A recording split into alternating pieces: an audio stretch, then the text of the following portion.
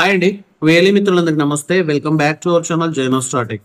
Friends, మనం ఈ వీడియోలో వచ్చేసి సిఎస్సిలో మరొక లేటెస్ట్ అప్డేట్ గురించి తెలుసుకోబోతున్నాము. సో మనకు సిఎస్సి స్కిల్ ఇండియా నుంచి అయితే చాలా రకాల టెక్నికల్ కోర్సెస్ అయితే అవైలబుల్లో ఉన్నాయి.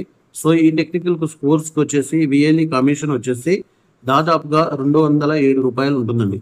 ప్రతి టెక్నీషియన్ కోర్స్ పైన ₹207 పైబడి కమిషన్ అయితే ఉంటుంది.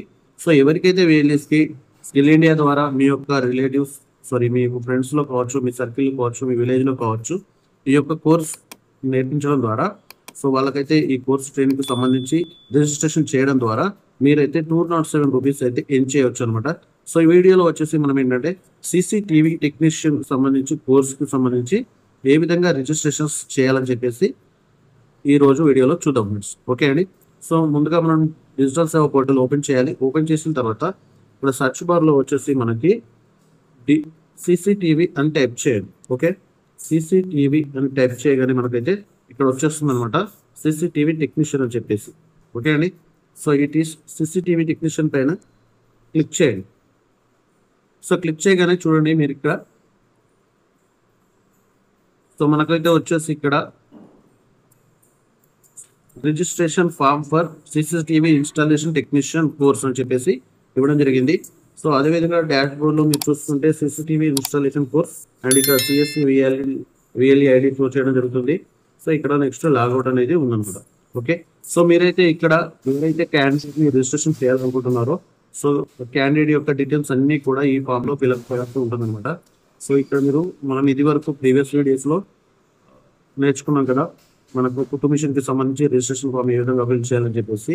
సో అదే విధంగా ఇక్కడ అన్ని డీటెయిల్స్ ఫిల్ చేయాలన్నమాట. ఓకే అండి.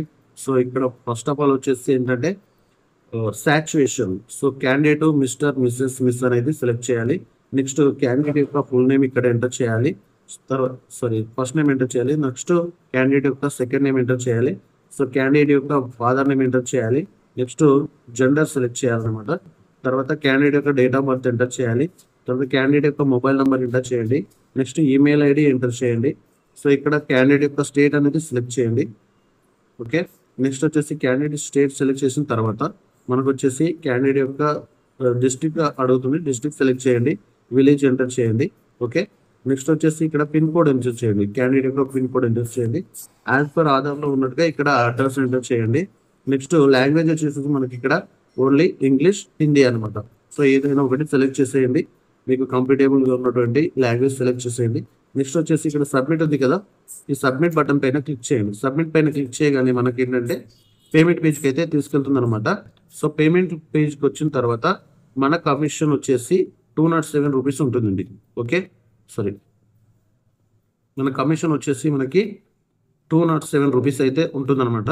₹207 కమిషన్ ఉంటుంది.